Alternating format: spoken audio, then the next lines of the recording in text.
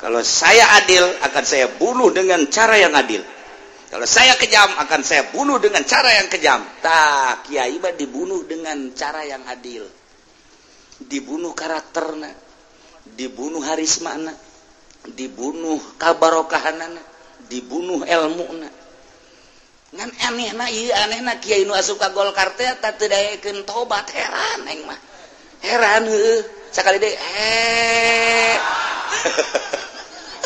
endahan ngomongkeun ge.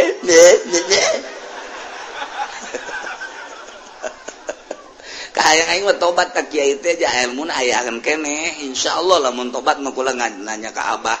Bah eta si kiai lamun asup ka Golkar heuh cekeun Allah teu ridho. Eta lamun hayang bagus tobat. Cara tobat tong kebeulem pondokna. Fadzuqul azaba bima kuntum taksibun. Geus ulah loba omong ulah loba cacalatan cek Gusti Allah fadzuqu kuari mah geura rasakeun bae siksaan bima kuntum taksibun. Kusabab kupur-kupur nu kumaneh di usaha waktu di alam dunia, kakupuran-kakupuran maneh waktu di dunia, kuari karasa kumaneh. Wari mah urang ningali Yahudi menganiaya Muslim di Palestina anu luar biasa secara lahiriah mah beuh pohara jasa. Tetapi lamun urang nyulusup ka jero batin, di jero penganiayaan buat teuing urang Palestina mah geus uncang-uncang di sorga Allah. Secara zahir mah kuari keur dianiaya urang Suriah, luar biasa. Budak-budak ditembakan segala awewe anu teu puguh teu karuh tamah pan lain urusan perang tamah penjajahan komodal ka Palestina dina zahir mah tetep bae urang nyeri anu luar biasa buat teuing di batinna mah manehanana geus seserian di sorga. Kitu keneh di Irak. Sedengkeun sasaran anu terakhir sakumaha kukula dicaritakeun ke setelah Yaman ulah ieu engke bakal ka Indonesia ge henteu sakabeh Indonesia nu ditiheulakeun di Cikupa. Siap-siap bae Cikupa. Ya Allah ya Rabbi. Dek kumaha gitu ayeuna. Urang dek berlindung ka mana coba ayeuna mah dek berlindung ka mana? Boro-boro masalah nu gede masalah nu leutik geus eueuh tempat perlindungan ku ari mah ja politik teh kapan geus didominasi ku Amerika, terutama perekonomian geus didominasi ku Amerika. Nu berjalan di dunia khususnya di Indonesia ieu adalah perekonomian Amerika. Urang meuli naon bae geus persentasena untuk kelangsungan Yahudi, kelangsungan Nasrani. Urang meuli naon bae di dinya teh aya sekian persen untuk gereja. Nggak kumaha atuh. Berarti satu sisi orang benci terhadap Kristen, di sisi lain lantarannya nu ngadominasi tentang politik jeung perekonomian urang nyumbang ka nyana. Sadar atau tidak sadar seperti eta lah. Dikondisikan seperti eta. Kubodona urang sebagai bangsa Indonesia anu tetap bertekuk lutut di Amerika. Urang tinggal nyalahkeun penggede urang bae kokos kitu atuh. Hese kembali deui urang ka urang. Kunaon atuh ketika urang dek milih teh pan kiai geus ceramah bae sing hade. Nu tadina mah sarua bae kiai itu ge sing hade. Mulai barang dibere saeutik sing hadena rada detik sing hade. Barang dibere rada gede. Nek. Barang dibere deui cicing mah ta iya. Nek kumaha? Jeung kembalina maka urang-urang keneh. Ketika baheula teh urang embung boga pamimpin di gubernur teh awewe. Lantaran urang nyaho dek bener dek salah tetep urang mah ulah waka milih awewe bae lantaran tamah awewe mah haram. Dudu lalaki bae heulanan. Kiai sepakat Banten, Serang, Tangerang kabeh ulah milih awewe. Malah kiai aya anu nyieun kitu pernyataan tanda tangan dilarang memilih wanita timbul di Kabupaten Serang jeung Pandeglang datang ka kaula pan ka dieu. Gua ditibet tanda tangan teu kudu tanda tangan aing mah geus ngomong bae haram tiba heula ge ulah milih awewe geus teu kudu tanda tangan eta bae nu tanda tangan dirinya teh pertanggungjawabkeun tanu tanda tangan bener apa henteu aing mah geus make Al-Qur'anul Karim ayo bari tuh nya kiai kumaha eta tungtung nama horenganan eta teh nya nama dek dijadikan proyek aing mah nyaho jasa teh ka kiaina ja datang ka imah man minta tanda tangan wariga deuleu bae kumisna minta tanda tangan kula teu kudu tanda tangan tanyakeun ka jamaah aing mah geus ngaharamkeun milih awewe geus teu kudu eta bae teu pertanggungjawabkeun hagas kumaon kabelah dieuna dibere mulai eueuh sorang diumrohkeun jeung Kipu Doli pan ka ditu henteu Kipu Doli mah bareng doang atuh ku baru untuk kapan di Pandeglang kiai kunaon milih awewe di Serang milih awewe ketika kurang disindiran we kunaon milih awewe ieu mah lain salat cek cenah pemimpin negara haram soteh mun jadi imam salat oh kitu kakak oh atuh kumaha kakak bae tuh gitu geus atuh kumaha kakak bae urusan ku kakak tuh pan eta geus kumaha tuh kiai teh kos kararitu masyaallah tah jadilah hasil pemilihan nyana nu menang lantaran kiaina diumrohkeun kiaina dibere motor beat dibere poswan dibere motor naon kana deui jadi teh naon teh tuh emang sia mah kabere nyaho bae sekupi segala mio ambalayah ka dituna menang terjadilah setelah kemenangan alhamdulillah wali gubernur urang masantren itu kapan hese di urang teh boro-boro endek menyatukan suara visi dan misi eta bae heulan data eta gagah jasa selama perjuangan daek dibere nu kieu moal anggeus kajen kumaha selama urang berjuang naon bae butuh nu kieu moal anggeus cek nu ditampal ampun naon teh nu kieu nah sia mah nyaho pokona kieu bae lah pokona mah naon eta kieu bae pokona mah moal beres jadi nu mantak raruntuh ge pondok pasantren teh eueuh santrian ku gara-garanya ngabutuhkeun ieu Golkar nyerang kata dina mah aya santrian alhamdulillah 200 mah aya mingguanana aya 500 mah aju kiaina dimunggah hajikeun ku Golkar asa hebat bae tas kapanggih jeung Baitullah nyana teh toab dan lain sebagainya padahal lamun ditilik secara batin mah toabnya na teh wallahu alam lantaran ulang mun ningali dina persyaratan munggah haji teh pandi sing hade yang munggah haji maka de biayana kade di kitu-kitu kapan unggal kitab sing hade hari ieu mah kiaina nyolonong ka ditu asa hebat bae balik ti ditu santrina mulai resah teu betaheun di pondokna wallahu alam padahal pondokna eta-eta kena sakitu gedong caina bagus listrikna bagus tapi dibere teu betah ku Gusti Allah balik hiji nyesak wari tinggal tilu ge teu normal nu hiji lehoan bae nu hiji atul bae nu hiji hitut bae dek ngariung bingung diajakna nu mana eta kan bingung eta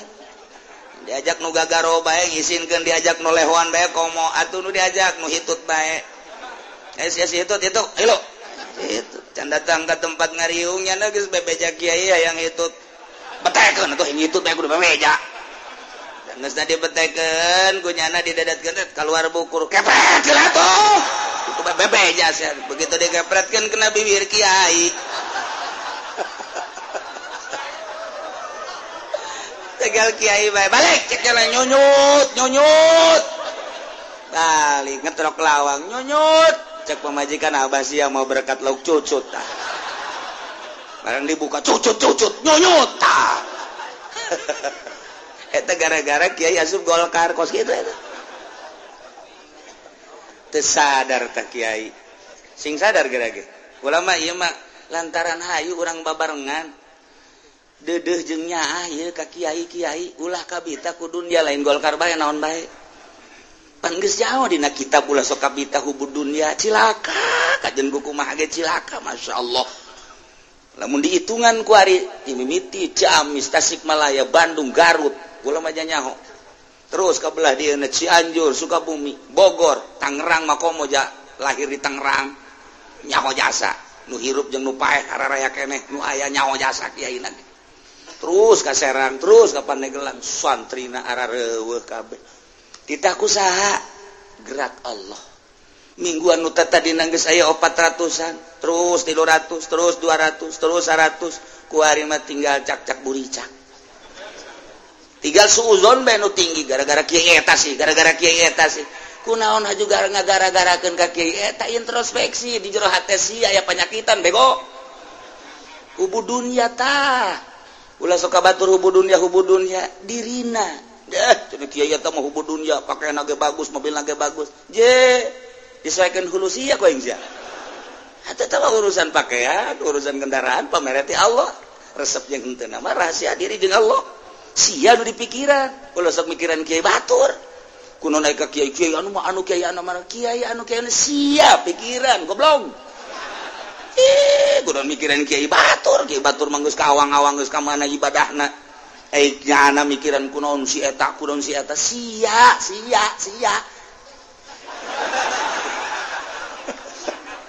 saya Golkar teh kos kitu jahat jasa penjahat kelas kakap Golkar mah asal ieu kula nu mantap ngomong kitu kunaon eueuh batur ieu jangan luhurkeun agama kabeh parareum ji asal geus ka Golkar bae pelepas ai kitu mah ulah ka Golkar ulah kiai nu sajen bae ka Golkar mah aing mah kiai mah ulah bae ho ka amilna ho ka jurumiana ku ari ngararoko bae kiai kunaon ge eueuh nu deuk di pagahanana cenah emang santri ajur kabeh ku burung beringin ku ari ngaroko na gelisong ku ari mah heran teh kiai teh daek nemah majelis geus kosong ya teh macan geus aya ti kudrat irodatna bae ai sia inget maka dinya Allah satu geus nasibna bae ti ditu ayo tauhidna petakeun ku sia tuh ayo tauhidna petakeun ku sia tuh sia aya heuh nya kiai nya tuh ujung-ujungna mah cari leutik jana ge nah ieu tah teu karasa ku jana di dunia teh kos karari acur lain hiji lain dua masyaallah mantap kayak kiai nu api ketika anak kiai nu ieu asup ka Golkar kiai nu ieu nganasehatan embung ribut gede ulah tetep nyana keukeuh lantaran pahar moko datang oh nu ieu si mamang nambung aing mah Golkar mah lantaran duniana terlalu jahat misa tek di dieu mah dibuang gede kekuatanna hanya cuma 2 tahun rengsek kabeh santrian hiji-hiji aja itu mau pasti kayaknya kuat di eksis kayaknya baik, masya Allah. Ayah naon buah eta Golkar. Sebab tata dina tecak Gus Dur, adil apa kejam saya? Eta tadi mimitian tidinya tah orang. Kalau saya adil akan saya bunuh dengan cara yang adil. Kalau saya kejam akan saya bunuh dengan cara yang kejam. Tah kiai mah dibunuh dengan cara yang adil. Dibunuh karakterna, dibunuh harismana. Dibunuh kabarokahanana dibunuh ilmuna ngan anehna kiai nu asup ka Golkar teh teu daekeun tobat heran aing mah heran heuh sakali deui endahan ngomongkeun ge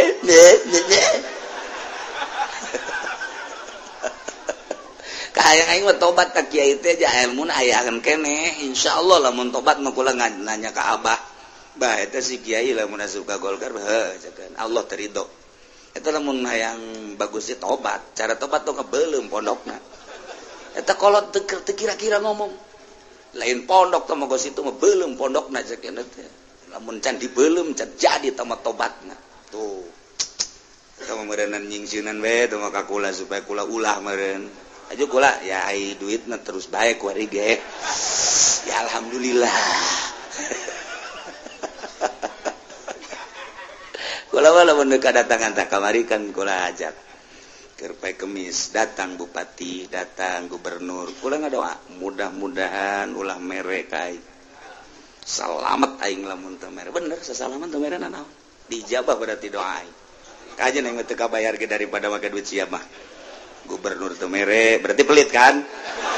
kitu mere pelit kan berarti ngan emang teu hayang teu. Jadi lamun kadenge gubernur datang, bupati datang,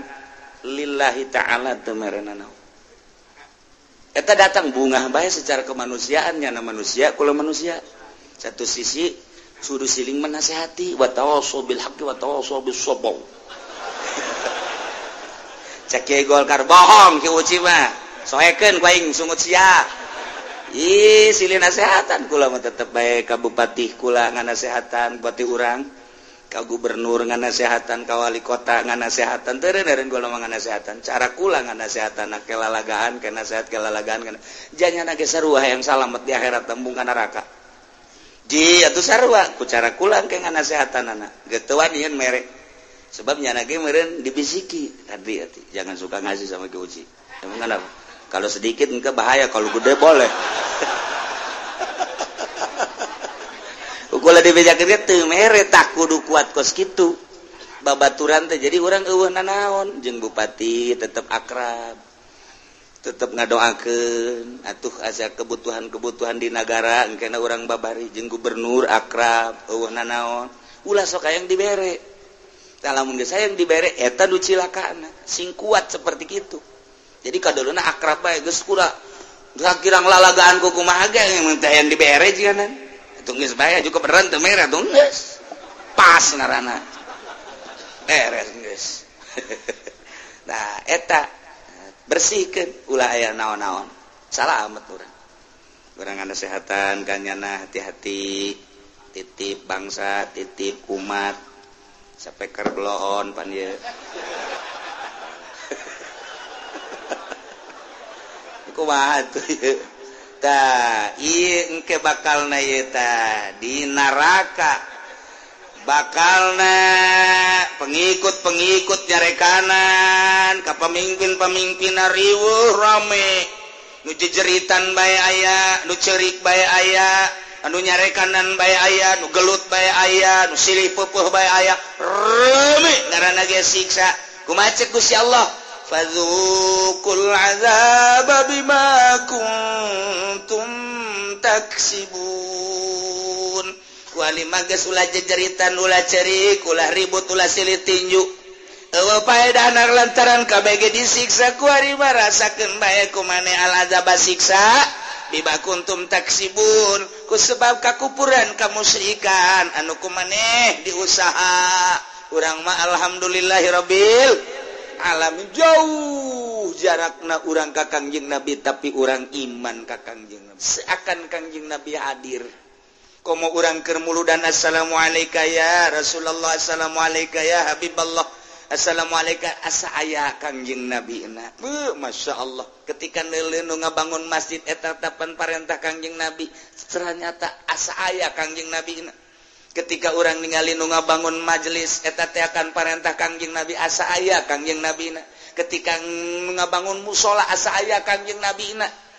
aya jelema keur ngararaji model kieu teh teh kan parentah Kangjeng Nabi asa aya Kangjeng Nabi na urang teh didelekeun ku Kangjeng luhur teuing urang mun nyarita didelekeun ku Gusti Allah mah heulanan Kangjeng Nabi teh hiberan ku ari neuleuh oh itu Haji Pendi nundutan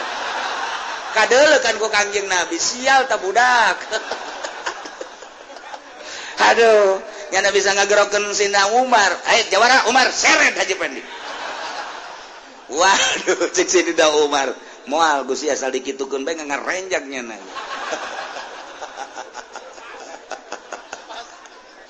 Masya Allah tah urang teh ku deukeut ta urang malah lamun urang maca sholawat timbul sekali dua kali tilu kali 4 kali 5 kali geus saya 11 kalina perasaan tiis akan didelekeun ku Kangjeng Nabi heula Kangjeng Nabi bae heula masyaallah ulah waka ka Madinah di raudhah urang di dieu bae urang teh emang Kangjeng Nabi maot jante emang Kangjeng Nabi teu ngadenge ketika urang maca sholawat ngadenge emang Kangjeng Nabi henteu langsung ngahadiran ketika urang maca sholawat hadir Masya Allah lain saeutik para aulia Allah keur muludan ningali sosok-sosok anu hese dicaritakeun lain saeutik ulama-ulama nu keur ngaji ikhlas ningali pemandangan-pemandangan anu aneh kula mah inget ka Abah bae almarhum geus eueuh ieu dicaritakeun ge bada isya ngaji ihya sabada ngaji ihya keur ngaji langsung neuleuh kieu ketungkul deui neuleuh deui ketungkul deui 3 kali beres geus bae langsung cepet ngajina langsung salat naon istirahat isya bada isya langsung ka imah ulah ngobrol isuk-isukna maksudnya kejadian kos gitu aya naon. Oh, ngaji bada maghrib lain bada isya. Ngaji bada maghrib minhajul abidin, ngaji badal maghrib minhajul abidin, seperti eta tah kejadianana. Terus sholat isya bada ngaji ka imah isukna kukula ditanya, kok ngaji rada lain deui aya naon. Tadina teu daek carita, kabeladina carita. Jadi neuleu jelema nu make jubah ti dieu ti kaler, aya tembok di dinya pan di kaler ka diuk katingali terus kene ngaji terus ka hareup pan majelis keur ribet tembok di hareupna lain kieu diuk geus bae di dinya diuk dideuleu deui keleumpang deui ka dieu terus bae ngaji keleumpang deui dalam hati nanya eta sejin apa manusia di hate abah kunaon tu aya nu ngaharewos Imam Ghazali keur hadir. Nu mantap teu kuat abah langsung we ditutup. Allahu a'lam bishawab. Geus. Tah eta keur ngaji Minhajul Abidin Imam Ghazali hadir. Masyaallah. Deuk kumaha coba eta? Coba urang keur maca sholawat atuh Kangjeng cacak Imam Ghazali bae bisa hadir Imam Ghazali atuh komo Kangjeng Nabi. Bow, mantap sing hade. Urang kuari keur dihadiran ku Kangjeng Nabi. Waduh. Cek Kangjeng Nabi enak aja lu ngerokok. Aduh asana di Pareuman ku ari keneh. Sial cek lihat teh ai ku Ki Oci olam aing teh sieun tapi ieu Kangjeng Nabi kan. Ki Oci da maca cakena di jero teu neuleueun ka aing tapi pan Kangjeng Nabi. Waduh, kopinya udah habis 2 gelas lagi. Waduh. Eta pan urang lamun inget gadinya emang kumaha gitu. Boh. Komo lamun pengajian para aulia Allah lain lalagaan urang lamun nyaritakeun Ki Arwani Kudus ulah murikak bulu keur muludan Pak keur muludan assalamualaikum zainal anbiya ya assalamualaikum atqalat biasa udah datang suk bae nya asup ka jero kamar terus bae ngedeng terus teu kaluar deui saat eta terus masyaallah teu kaluar setelah seminggu ditanya kumaha kejadian anon mimiti cekna begitu hadiah puji sengit anu hese nyaritakeunana sabada sengit langsung narantung assalamualaikum zainal anbiya eta mah dedeleuan kula cekna datang diiring kos gitulah caritana terus jana ge nyaritakeun hadir mentak sing hade mentak terus baik ahli sunnah wal jamaah terus nitahan maulidan nitahan rajaban abeh naon masyarakat anu tatadina kurang pati ibadah kan kumpul kan kadaele ku Kangjeng Nabi oh engke kan di akhiratna wah ini pernah kelihatan sama saya cek Kangjeng Nabi bahasa Melayu Kangjeng Nabi nang gede gitu cak masyarakat je eta mah jawara ge tapi pernah muludan kadeul aing keur kadinya cak Kangjeng Nabi nyana aya di dinya emang nyana nyumbang aqua sadus doang tapi aing pokona hadir kadinya nyana keur aya endeu kumaha deui coba ieu jis anu nyaho urang mah neangan kauntungan di mana bae kajen teuing teu salat ge asal muduleun hadir we lah abeh Kangjeng Nabi kadinya leuleuh kitu bae geus urang mah mantak geus muludan hadir bae geus pokona asakadeuleuh ku Kangjeng Nabi na di dinya waduh kan urang di akhiratna ngeunaheun ya kadeuleuh kajeun ceuk masyarakat tah mah caran salat sama tah mah seringna ngadu kotok nu penting aing teu pernah neuleuh ngadu kotok neuleuhna keur muludan cenah kan gitu wah cek jawara mantep ya mokos ge mah geus mantap jawara mah geus teu kudu hese-hese muludan nyumbang aqua sadus cak gitu aju geus teu kudu dibuka bawa deui ka imah jangan anak incu jawara pelit tongkos gitu cak Kangjeng Nabi deuk ka sorgakeun teh jadi lah iya ya jadi di neraka teh lain lalagaan tekna nasna jelas mimiti sakarat diome ku malakal maut sehingga sakarat engke paeh di jero alam barzah na geus pohara jasa siksaanana engke di akhirat seperti tadi sing gejebur ka neraka ribut di neraka antara pengikut dan jeung nu diikutina antara itu pamimpin jeung nu dipimpinna silih salahkeun silih dakwah terakhir nama tetap ku Gusti Allah olah ribut maneh rasakeun bae siksa kulantaran maneh kubur musik waktu di alam dunia geus rasakeun abadal abidina wa amadal amidin wates wangenna terus disiksa di akhirat